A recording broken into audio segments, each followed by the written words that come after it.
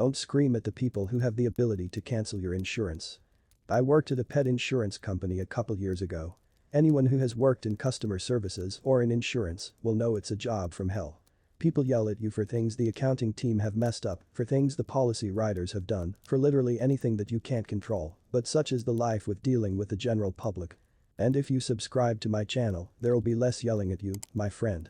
One day I was connected to telephone Karen, who immediately replied to my cheery greeting with a pissed off attitude. I knew immediately that call was going to be a rough one. She told me she took her large older dog into the vet for a problem the day before, and it turned out her policy didn't cover what she needed for her large dog anymore as he was getting older, so she wanted to switch policies. I told her I could do that for her no problem, however whatever the condition was that she got checked out the day before wouldn't be covered as it would be listed as a pre-existing condition, which means anything that was diagnosed or found to be relating to a condition noted down within the past 2 years. That simply would not do for telephone Karen. She started negotiating what she wanted me to do, which was essentially to move her over to another policy, one that would cover the condition her old dog was going to have for the rest of his life it seems, all the previous conditions too, and if I could take the price down a bit, that would be great. I told her there are really only 2 options. To keep the policy she had, as it did cover a bunch of other things for her dog that I could see in his file or cancel, and have no conditions the dog has been diagnosed with in the last 2 years covered at all with any other policy she would take out, with our company or otherwise. I explained there was literally nothing else I could do, those were the policies as they were written, and I did not make the rules. My telephone manner was calm and polite, I didn't go out of my way to make her mad, just gave her the facts.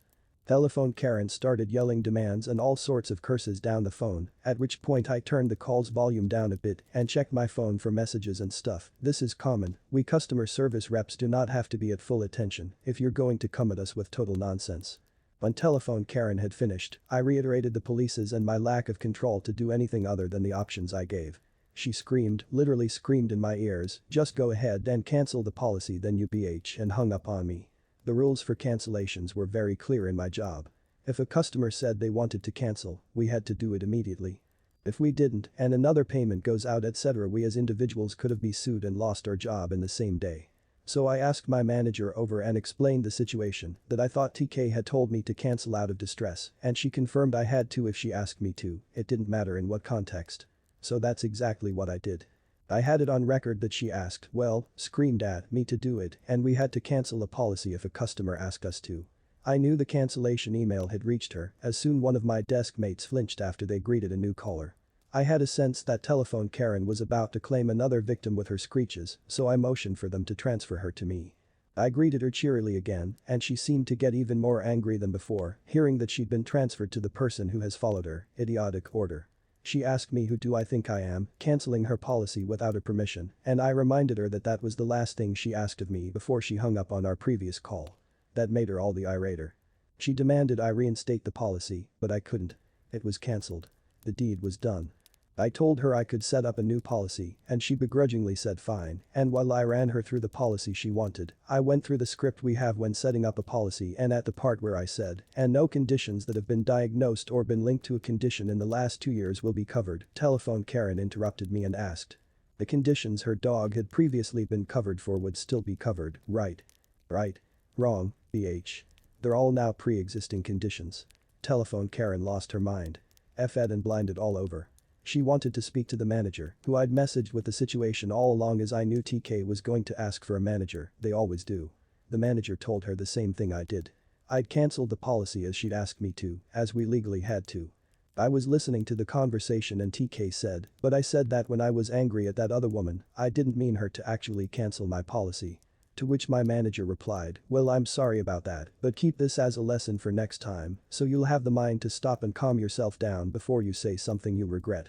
Moral of the story. Just because you say something you don't mean doesn't mean it doesn't have consequences. Think before you speak to people who are just doing their jobs and don't have any wiggle room on policies they don't write and can't change. P.S. I just know some people are going to come at me saying that I put TK's dog's life in jeopardy, but I was just following orders. If I hadn't cancelled her policy and another payment was taken from her, we could have been sued and I'd have lost my job. It was just how we had to do things. Edit. I think it might have been better for me to include that I even asked my manager if I should cancel the policy because it was such a weird situation and she confirmed I had to. The rules in our job were clear about cancellations. I wish gyms and cable services would cancel policies that easily. Amen to that low and shitty apartments too. Mine let me cancel after my unit got shot up. I was hoping the manager was going to say keep this in mind before you say something stupid. We had a good laugh about it afterwards, she wanted to say much more than she did. But you've gotta tread carefully when talking back to customers. It's so rare you find yourself in a retail job where you don't have to let the public walk all over you, scream at you etc. without saying anything back. DK got with the wrong insurance company, that's for sure. I had a similar instance as an insurance agent. Guy calls and pissed about the rate on his car insurance policy.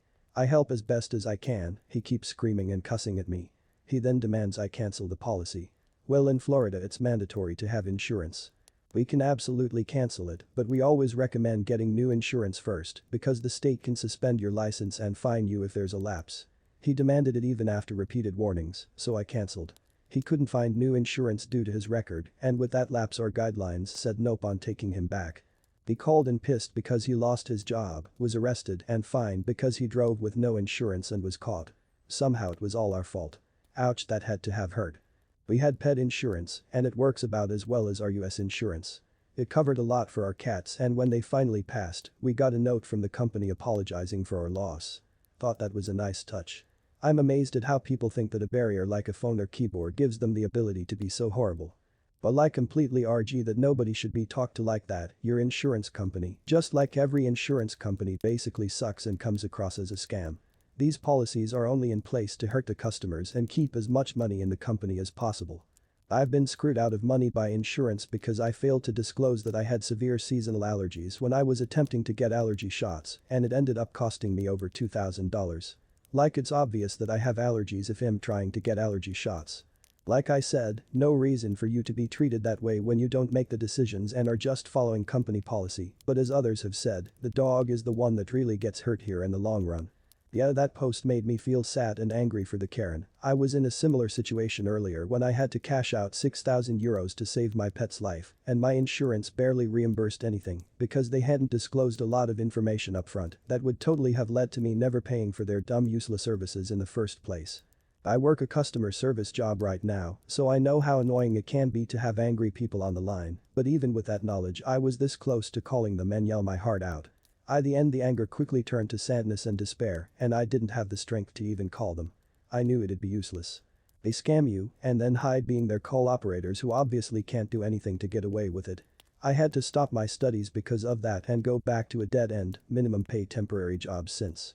Now with inflation and all the hell that's going on, I'm not managing to save up anything, and I think I'm not gonna be able to finish my studies at all.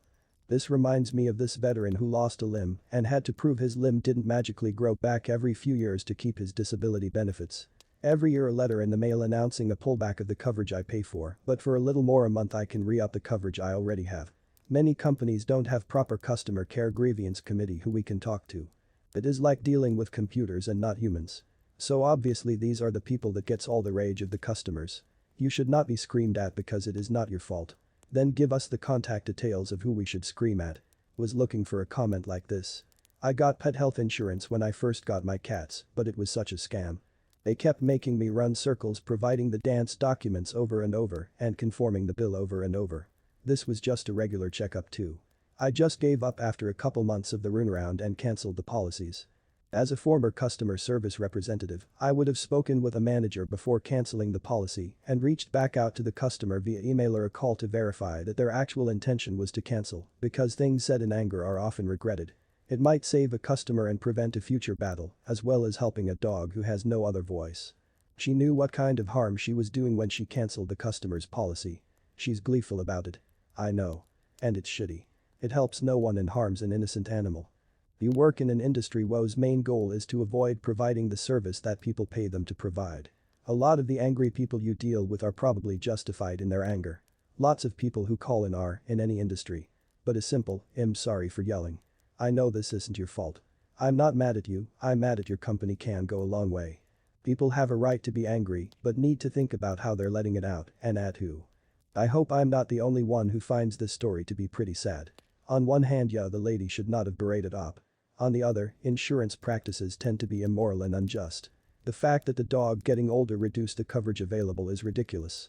Op is like, yeah, I cancelled the insurance policy as some big gotcha moment when the dog is the one that'll suffer for it. All I'm thinking about is someone being frustrated that a member of their family is sick and trying to reduce the costs of accommodation for that and being paired with a customer service rep who revels in cancelling it.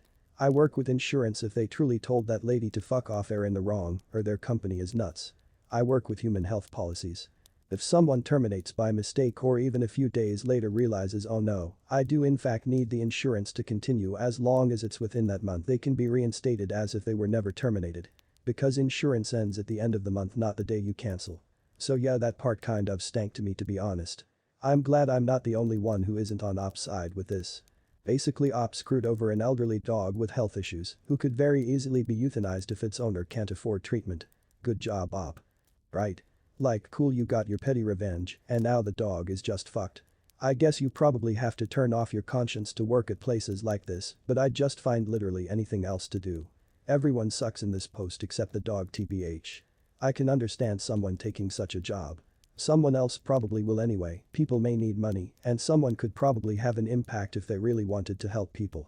My issue is that Op laughs about it when the one who is truly fucked by this is innocent. Their attitude says more than where they decided to work.